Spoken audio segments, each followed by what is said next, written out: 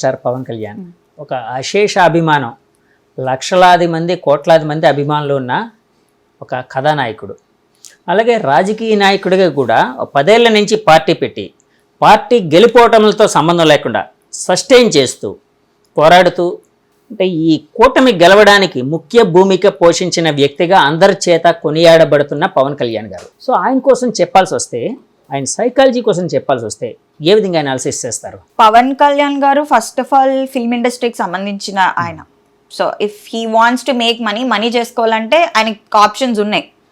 But ఇందులోకి వచ్చి ఆయన ఇన్ని ఇయర్స్ నుంచి హోప్ పోకుండా టూ మచ్ ఆఫ్ పెర్సివరెన్స్ కానీ, కమిట్మెంట్ కానీ, కన్సిస్టెన్సీ కానీ, నేను గెలవాలి, ఏదో నేను దేశానికి కంట్రిబ్యూట్ చేయాలి. మనం తీసుకున్నట్లయితే చాలా మంది ఆయన విమర్శిస్తూ ఉంటారు. ఎలా అంటే సినిమా డైలాగులు చెప్తే చాలా మంది విమర్శించారు రీసెంట్లీ కూడా. ఏమని సినిమా డైలాగులు చెప్తే చాలద్దు, ఇది పాలిటిక్స్ అది ఇది అని చెప్పి. బట్ ఆయన మాట్లాడిన విషయాలు కానీ ఏమైనా కానీ కొన్ని డైలాగ్స్ ఇండియాని మార్చే విధంగా, యూత్ లో ఒకలాంటి ట్రాన్స్ఫర్మేషన్ కానీ, ఒకలాంటి మోటివేషన్ కానీ మీరు చూసినట్లయితే this lot of youth following for him. So అట్లాంటి is a very good motivator అని నేను చెప్తా. ఎందుకంటే యూత్ ని, మాసెస్ ని కదిల్చి మోటివేటింగ్ ఫ్యాక్టర్ ఉంటే గానీ అంత ఫాలోయింగ్ రాదు. సో డెఫినెట్లీ ఆయన చెప్పే స్పీచెస్ లో గానీ ఏదైనా గానీ నాకు ఎలా అనిపిస్తుంది అంటే he striving for better India, some kind of change. ఇదంతా కాదు, ఈ బ్యాడ్ థింగ్స్ అన్ని కాదు, ఈ లంచాలు తీసుకోవడము, ఈ అవినీతి, ఇదంతా కాదు. సో జగన్మోహన్ రెడ్డి ఎలక్షన్స్ ముందు ఏమని చెప్పారు? నన్ను గెలిపించండి అని. ఇక్కడ emotions lot of role play చేసే. So I think emotional aspect లో అట్ ద సేమ్ టైం ఇప్పుడు పవన్ కళ్యాణ్ గారికి ఉన్న బాధ్యత ఏంటంటే ఎమోషన్స్ మీద వచ్చారు ఫ్యాన్స్. ఆయనకున్న ఒక చరిష్మా గానీ, ఆయనకి విపరీతమైన charisma, the way he motivates people, and ఆయనకున్న ఒకలాంటి భరోసా ఇస్తున్నారు చూసారా జనాలకి. ఏంటంటే నేను చేస్తాను, చేంజ్ మీకు కనిపిస్తుంది, ఇవన్నీ కాదు, you will see a new India, new Andhra Pradesh అని ఇలాంటి మోటివేటింగ్ ఫ్యాక్టర్ వల్ల I think he won. And ఇప్పుడు ఆయనకున్న టాస్క్ ఏంటంటే, ఇప్పుడు ఎవరైతే ఓటర్స్ వచ్చారో, ఆయనకి పర్టికులర్ ఫాలోయింగ్ ఉన్నదో, సో ఈ ఎమోషన్స్ తో వచ్చిన వాళ్ళు మళ్ళీ నెగిటివ్ గా ఏదైనా ఎమోషన్స్ ఫీల్ అయితే, ఎందుకంటే ఇప్పుడు ఫర్ ఎగ్జాంపుల్ ఏదైనా పర్సనల్ రిలేషన్స్ లో కానీ ఎందులో కానీ మీరు చూసినట్లయితే బాగా ఇష్టం ఉన్న వాళ్ళ దగ్గర చిన్నది ఏదైనా నెగిటివ్ గా జరగగానే కేయాస్ వస్తాయి, గొడవలు జరుగుతాయి, ఏదైనా చిన్న కాంట్రవర్సీ, చిన్న మనస్పర్ధలు రాగానే. అలాంటివి కూడా జరిగే ఛాన్సెస్ ఉన్నాయి పవన్ కళ్యాణ్ గారి గురించి. ఎందుకంటే అప్రోర్ ఒకేసారి వచ్చింది కాబట్టి ఎమోషన్స్ తో. So there might also be a flip side. కాబట్టి ఆయన చేయాల్సింది ఏంటంటే ఇప్పుడు కన్సిస్టెంట్ గా వీళ్ళని ఉంచుకోవడం. He's a very good leader who has the capacity to motivate people. అంటే ఇప్పుడు పవన్ కళ్యాణ్ గారు సైకాలజీ కోసం చెప్పాల్సి వచ్చినప్పుడు, అంటే నేను చాలాసార్లు ఆయన గమనించింది ఏంటంటే, ఆయన కొన్ని విషయాల్లో చాలా అగ్రెసివ్గా ఉంటారు. అంటే ఒక రకమైన అంటే పాజిటివ్ ఆవేశం, అంటే ఆయన అభిమానులు చెప్పేది ఏంటంటే ఆయన ఆవేశం ఒక పాజిటివిటీ వైపు ఉంటుంది అని. సో పాజిటివ్ ఆవేశం అనే దాన్ని ఎక్కువ ఎక్స్ప్రెస్ చేస్తూ ఉంటారు. అట్ ద సేమ్ టైం కొన్ని విషయాలకు వచ్చినప్పటికీ తను తగ్గించుకోవడానికి కూడా సిద్ధపడుతూ ఉంటారు. ఫర్ ఎగ్జాంపుల్ కూటమి అంటే టీడీపీ, జనసేన, బీజేపీ కూటమి కట్టినప్పుడు సీట్ల విషయంలోనే చాలా మంది అతన్ని అంటే ఈ కూటమిని విచ్ఛిన్నం చేయడం కోసం కొంతమంది, లేకపోతే ఆయన అభిమానులు, లేకపోతే ఆయన ఇంకా ఎక్కువ అడిగితే బాగుంటుందన్న కాన్సెప్ట్లో కూడా కావచ్చు. అంటే అలాగా అన్నది కాకుండా వాళ్ళు చేసింది ఏంటంటే చాలాసార్లు అతన్ని ప్రొవోక్ చేయడానికి ట్రై చేశారు. మీరు ఎక్కువ అడగండి, ఎక్కువ సీట్లు, మీకు 80 సీట్లు పోటీ చేసే కెపాసిటీ ఉంది ఇలా అని. కానీ ఆయన అన్ని ఒక ప్రాక్టికాలిటీ వైపు వెళ్ళి తను తగ్గించుకుంటూ కూడా అంటే ఆ ఫ్రెండ్షిప్ అనేది ప్రాపర్గా మెయింటైన్ అయ్యేటట్టు చేశారు. సో ఈ రెండింటిని బేరేజ్ చేయాల్సి వచ్చినప్పుడు ఒకవైపు అగ్రెసివ్నెస్, ఆయన స్పీచ్ చాలా ఆవేశపూరితంగా ఉంటుంది, ఒకవైపు ఆయన చర్యలు చాలా కామ్గా ఉంటాయి. దీన్ని ఏ విధంగా సైకాలజీలో చూడొచ్చు అంటారు? ఏదో డైలాగ్ ఉంది కదా, ఎక్కడ నెగ్గాలో కాదు ఎక్కడ ఓడిపోవాలో తెలిసిన వాళ్ళే విన్నర్ అని చెప్పి. సో పవన్ కళ్యాణ్ గారికి ఎక్కడ నెగ్గాలో కదా ఎక్కడ తగ్గాలో కూడా తెలుసు. సో పవన్ కళ్యాణ్ గారికి వచ్చేటప్పటికి ఏంటంటే, నేను అదే ఇందాక చెప్పా కదా, మోటివేషన్. ఓకే. సో అగ్రెసివ్ గానే ఉండాలి స్పీచెస్. ఆ మోటివేటింగ్ ఫ్యాక్టర్ అనేది చాలా మందికి ఉండదు. I think with charisma and that speeches, that is how he gain okay voters whatever. ఎందుకంటే మనం ఎవరికైనా ఓట్ అయ్యాలంటే నమ్మకం రావాలి. ఆయన అంతలా నమ్మకం క్రియేట్ చేశారు. ఐ థింక్ ఆయన బాగా బ్యాలెన్స్ చేసుకుంటారు. సైకలాజికల్ గా ఆయన్ని అంటే ఆయన క్యారెక్టర్ లేకపోతే ఆయన సైకాలజీని ఒకవేళ అంటే పరిశీలించాల్సి వచ్చినప్పుడు, స్టడీ చేయాల్సి వచ్చినప్పుడు ఏ విధంగా చూడొచ్చు అంటారు? ఈ రెండు అంటే వ్యతిరేక భావాలు రెండును, ఒకటి అగ్రెసివ్నెస్, ఒకటి కామ్నెస్. సిట్యుయేషనల్ అండి. Again it comes back to being situational. Okay, situational అంటే పరిస్థితులకు తగ్గట్టు. ఎక్కడ మనం గట్టిగా ఉండాలో తెలియాలి, ఎక్కడ సాఫ్ట్ గా ఉండాలో తెలియాలి. సో ఆయన మనుషుల్లోకి వెళ్ళినప్పుడు అగ్రెసివ్ గా మాట్లాడేవారు, ఎందుకు అది రీచ్ అవుతుంది. ఇప్పుడు నేను సాఫ్ట్ గా ఏదో సాఫ్ట్ టోన్ లో ఏదైనా మామూలుగా చెప్పాను అనుకోండి, అది రీచ్ అవ్వకపోవచ్చు. కానీ నేను దానికి ఒక ఎమోషన్ యాడ్ చేసి చెప్పాను అనుకోండి, ఒక ఎమోషన్ యాడ్ చేసి చెప్పినప్పుడు అది రీచ్ అవుతుంది. ఇప్పుడు గోల్ ఏంటి ఎవరికైనా పొలిటీషియన్ కి? To reach the common man.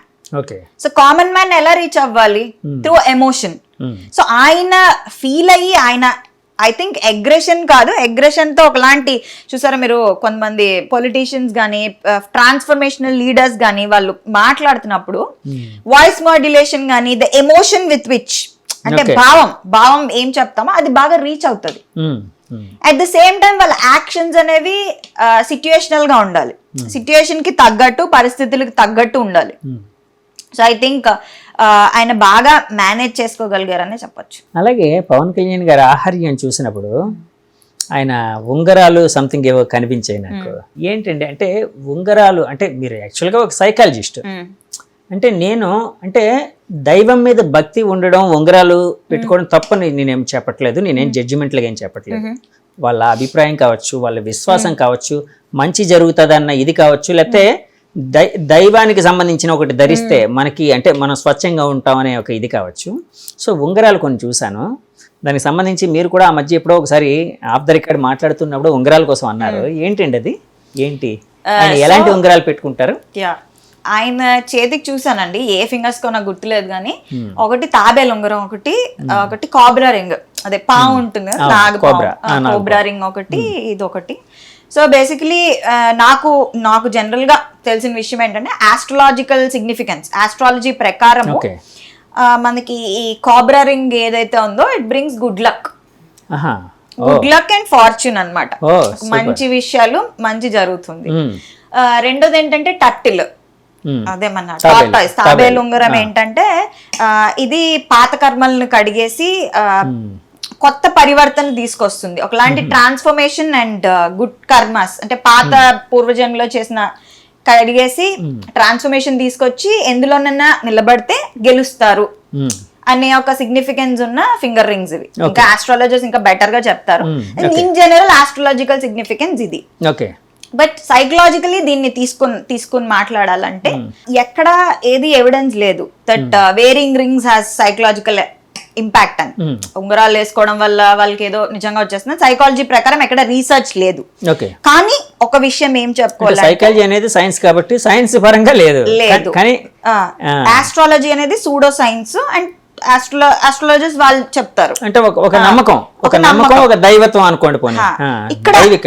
ఇక్కడ అది వేసుకోవడానికి సైకాలజీకి రిలేషన్ నేను చెప్తాను ఏంటంటే, ఎవరైనా ఏదైనా అది ఫింగర్ రింగ్ కావచ్చు, లేదా గొలుసు కావచ్చు, లేదా బొట్టు కావచ్చు, ఏదైనా సరే దీనివల్ల నాకు మార్పు వస్తుంది, దీనివల్ల నేను గెలుస్తాను అని గట్టి నమ్మకంతో గానీ ఏదైనా వేసుకున్నారు అనుకోండి, ఒక ఫింగర్ రింగ్ అని ఏదైనా కడియం గానీ నేను ఒక గట్టి నమ్మకంతో దాన్ని వేసుకున్నాను అనుకోండి, affirmation positive energy, positive vibe తో నేను వేసుకున్నాను అనుకోండి, ఫెయిత్ హీలింగ్ అంటాం.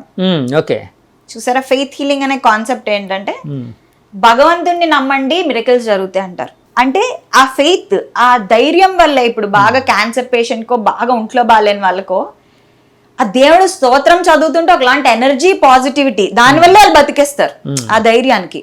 సో ఎవరైనా ఏదైనా అనుకుని స్ట్రాంగ్ గా ఎఫర్మ్ చేసుకుని నమ్మకంతో పెట్టుకుంటే మన మైండ్ లో మనకి తెలియకుండా సబ్ కాన్షియస్లీ చేంజెస్ వస్తాయి. సో డెఫినెట్లీ దానివల్ల పాజిటివ్ ఇంపాక్ట్ ఉంటుంది. సో ఏ ఎఫర్మేషన్ అనుకుంటామో డెఫినెట్లీ దాని వైపు మనం అడిగేస్తాం. ఓకే సో ఇదే మనం లా ఆఫ్ అట్రాక్షన్ అంటారు, లా ఆఫ్ యూనివర్స్ అంటారు, ఓకే ఇలా చాలా చాలా కాన్సెప్ట్ చెప్తారు. బట్ దానికి సైకలాజికల్ రీజన్ ఏంటంటే సైంటిఫిక్ ఎక్స్ప్లెనేషన్ నేను మీకు చెప్తాను. ర్యాస్ అంటాం ఓకే బ్రెయిన్ లో, ర్యాస్ RAS అంటే రెటిక్యులర్ యాక్టివేటింగ్ సిస్టమ్ ఓకే మన మైండ్ లో ఉంటుంది. సో ఈ రెటిక్యులర్ యాక్టివేటింగ్ సిస్టమ్ ఏంటంటే ఒక సెక్యూరిటీ గార్డ్ లాగా, లేదా ఒక ఏదైనా హోటల్ బయట ఒక బౌన్సర్ లాగా, సెక్యూరిటీ గార్డ్ లాగా. ఓకే సో ఎవరు లోపలికి వెళ్తున్నారు మన బ్రెయిన్ లో, ఎవరు లోపలికి వెళ్తున్నారు, ఎవరు బయటకు వస్తున్నారు, ఇది అది అబ్జర్వ్ చేస్తూ ఉంటది arse, reticular activating system. So మనకి ఫర్ ఎగ్జాంపుల్ ఇది రెడ్ కార్ థియరీ అంటారు, రకరకాలుగా మాట్లాడతారు. ఇప్పుడు ఫర్ ఎగ్జాంపుల్ నేను రెడ్ కార్స్ ని తలుచుకున్నాను, రెడ్ కార్స్ లేదా నాకు పదం ఏదైనా నా మైండ్ లో ఉంది, స్పందన లేదా బిర్యానీ లేదా ఆవకాయ లేదా ఎల్లో, ఇలా అనుకున్నాను ఆల్రెడీ. ఓకే ఫోకస్, నా ఫోకస్ అంతా ఆ పర్టికులర్ దాని మీదే ఉంది. మీరు రోడ్డు మీదకి వెళ్ళారు అనుకోండి, మీకు తెలియకుండా మీకు ఆ రెడ్ కార్ కనబడుతుంది. అంటే ఆ ఫోకస్ అంతా దాని మీద ఉండడం వల్ల మనకు అవే కనబడతాయి, ఓకే సబ్ కాన్షియస్లీ మనకు కనబడతాయి. కాబట్టి ఈ లా ఆఫ్ అట్రాక్షన్ అని ఇవి ఎలా పనిచేస్తాయి అంటే, మన ఫోకస్ ఎక్కడ ఎక్కువ తీసుకెళ్తామో దాని పట్లే మనం సబ్ కాన్షియస్లీ తెలియకుండా యాక్ట్ చేస్తాం. ఓకే అందుకే యు ఆర్ రెస్పాన్సిబుల్ అంటారు. ఇప్పుడు సింపుల్ ఎగ్జాంపుల్ చెప్తానండి ఇది ఎలా పనిచేస్తుంది. ర్యాస్ ఇన్ యాక్షన్ అని చెప్పి ఎగ్జామ్ రాస్తున్నారు. ఇప్పుడు ఎగ్జామ్ రాస్తున్న వాడికి ఏదో ఒక ఎగ్జామ్, మంచి ఎగ్జామ్ రాస్తున్నారు, అక్కడ ఇన్విజిలేటర్లు కొట్టుకున్నా వినిపించదు, వెనకాతల పెద్ద పెద్ద సౌండ్లు పెట్టి సౌండ్ సిస్టమ్లు పెట్టి డాన్స్లు వేస్తున్నా వినిపించదు, ఇంకేదో జరిగిపోతున్నా వినిపించదు. ఎగ్జామ్ క్వశ్చన్ ఆన్సర్ ఫోకస్ తోనే రాస్తారు, మిగతా అన్ని మ్యూట్ అయిపోతాయి. ఎలాగా చెప్పండి? అలాగా మామూలుగా అవే స్టిమ్యులై ఉంటే చదువుతున్నప్పుడు ఇంట్లో అబ్బా ఇవన్నీ పెట్టిస్తాడు, కాన్సన్ట్రేషన్ ఉండదు అనుకుంటా. మీరు ఎగ్జామ్ హాల్లో ఏం చేస్తారు? అంటే ర్యాస్ అనేది ప్రాపర్ గా యాక్ట్ చేస్తుందనా అక్కడ? ర్యాస్ అనేది ఎవరికి వాళ్ళు, నేను ఎందు మీద ఫోకస్ పెడితే అదే నాకు సబ్ కాన్షియస్లీ నేను యాక్ట్ చేస్తాను దాని మీద. ఇప్పుడు నేను గెలుస్తా అనుకుంటే సబ్ కాన్షియస్లీ మీరు దాని వైపు ఇచ్చేస్తూ ఉంటారు మైండ్, డెఫినెట్లీ. అందుకే అంటారు సెల్ఫ్ టాక్ అంటారు, విన్నట్లయితే ఇదంతా ట్రాష్ అనుకుంటారు, ఇదంతా నిజం కాదు అనుకుంటారు, కానీ మైండ్ మీద బాడీ మీద. దీన్నే ఇప్పుడు న్యూరోప్లాస్టిసిటీ అంటున్నారు. యాక్చువల్గా సీక్రెట్ అనే బుక్ లో కూడా అదే చెప్పారు. సీక్రెట్ అని ఒక ఫేమస్ బుక్ రెండబా ఉంది, ఆ బుక్ లోని అదే చెప్పారు. లా ఆఫ్ యూనివర్స్ అన్నాను, లా ఆఫ్ అట్రాక్షన్ అన్నాను. సో ఇవంతా ఇదే. చాలా మంది ఏంటంటే ఇదంతా అది అనుకుంటారు, బట్ డెఫినెట్లీ మనకి మనం ఏం మాట్లాడుకుంటాం, మనకి మనం రెగ్యులర్ గా మన మైండ్ లో ఏం రన్ అవుతాయి thoughts, every thought will count. Okay so మనకి మనం ముందు నమ్మాలి. సో ఎందుకు అనే దానికి నేను ఇంత సైంటిఫిక్ ఎక్స్ప్లెనేషన్ ఇస్తున్నాను. ఇప్పుడు ఇంతకు ముందండి పుట్టినప్పుడు ఎంత బుర్ర ఉందో దాంతోనే ఉంటారు, ఇంకా బ్రెయిన్ లో చేంజెస్ రావన్నారు. ఇప్పుడు ఏంటి? న్యూరోప్లాస్టిసిటీ. మీరు ఆలోచించిన విధానం, మీరున్న సిట్యుయేషన్ బట్టి మీ విధానాన్ని మార్చుకోవచ్చు, ఓకే మీ మైండ్ సెట్ ని మార్చుకోవచ్చు. చాలా కష్టం, నెక్స్ట్ ఇంపాసిబుల్. బట్ మీరు ఏది ఎక్కువ ఫోకస్ చేస్తే మీకు అదే కనబడుతుంది. Okay and this is a proven scientific thing. Okay so అది. So coming back to Pawan Kalyan garu, I think ఆయన నమ్మకంతో వేసుకున్నారు కాబట్టి పాజిటివ్ ట్రాన్స్ఫర్మేషన్ మైట్ హ్యాపెన్. ఇప్పుడు ఎగ్జామ్ రాసేవాడు కూడా ఎగ్జామ్ మీద ఫోకస్, అంటే ఎగ్జామ్ బాగా రాయాలి, లేకపోతే దాని మీద సబ్ కాన్షియస్ గా పనిచేస్తూ ఉండడం వలన అతనికి ఎలాంటి శబ్దాలు ఎలాంటి డిస్టర్బెన్సెస్ లేకుండా దాని మీద ఫోకస్ పెడతాడు. అట్లాగే అంటే పవన్ కళ్యాణ్ గారి విషయంకి వచ్చినప్పటికీ మీరు అన్నట్టు ఆ పాజిటివిటీ, ఇప్పుడు ఏదైతే అంటే ఒక పాజిటివ్గా నన్ను డ్రైవ్ చేస్తుందని నా నమ్మకంతో ఆయన ధరించిన ఇవి సైకలాజికల్గా కూడా ఆయన ముందుకు నడిపించాయని అనుకోవచ్చు కదండి. నేను ఈ సైకలాజికల్ ఈ ఎలా పనిచేస్తుంది చేయలేదు అని పక్కన పెడితే ఆస్ట్రాలజికల్గా, సో సైంటిఫిక్గా నేను చెప్పాను అనమాట, మన మెదడు మీద ఎలాంటి ఇంపాక్ట్ ఉంటుంది అని. విభూతి పెట్టుకుంటారు. సో ఆయన జగన్ని ఓడించాలి అని అనుకున్నారు ఫస్ట్ నుంచి. అదే యాక్చువల్గా ఆయన ఎప్పుడు నేను ముఖ్యమంత్రి అవ్వాలని ఎప్పుడూ అనుకోలేదు, ఆయన అనుకోలేదు. జగన్ గారిని ఎలాగైనా ఓడించాలి, అందరూ కలిసి కట్టుకు వెళ్ళాలని ఆ ప్రయత్నం, అదే ఫోకస్ మీద చేసి ఎలాగైతేనే ఓడించారు. సో ఇది అనుకోవచ్చా అంటే ఈ విధంగా, అంటే ఆ ఫోకస్ మొత్తం దాని మీదే పెట్టడం వలన ఆయన సబ్ కాన్షియస్గా అన్ని, అంటే ఆయన ఎఫర్ట్స్ మొత్తం దాని మీద పెట్టి అన్ని విధాలుగా యాక్ట్ చేయగలిగారు అని అనుకోవచ్చా అండి? డెఫినెట్లీ అండి, ఇది పనిచేస్తుంది.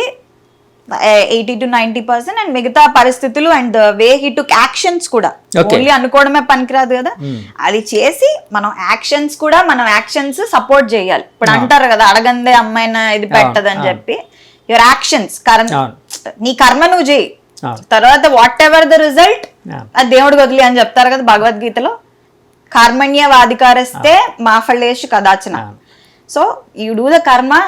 So I think he followed it and he so మనసా వాచా కర్మన దాని మీద ఫోకస్ పెట్టారు అంతే కదండి. మనసా వాచా కర్మన అంటే 100% ఎఫర్ట్. డెఫినెట్లీ అండి. ఎన్నిసార్లు ఆయన ఓడిపోయినా సరే కన్సిస్టెన్సీ కానీ చూసినట్లయితే ఆ ప్రజల్లోకి వెళ్ళి దూసుకుపోవడం కానీ అది ఎక్సలెంట్. అలాగే ఇందాక బొట్టు కోసం ఏదో చెప్తున్నారు, కొంతమంది బొట్టు విభూతి పెట్టుకుంటారు ఏదో అని చెప్తూ ఉన్నారు, ఏంటండి అది?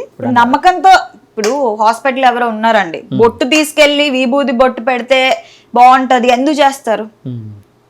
ఇంపాక్ట్, ప్రసాదం తీసుకో మంచి జరుగుతుంది, లేదా హనుమంతుడు నిమ్మకాయ పెట్టుకో మంచం దగ్గర బాగుంటది. సో ఇవన్నీ నేను నమ్మను అనను. ఇప్పుడు నేను సైకాలజిస్ట్ అయినా నాకు కూడా పర్సనల్ బిలీఫ్స్, పర్సనల్ నమ్మకాలు, టేస్ట్లు ఉంటాయి. ఎందుకంటే సైకాలజిస్ట్ అయినంత మాత్రాన్ని మనిషి కాకుండా పోరు, ఎవరి నమ్మకాలు వాళ్ళు.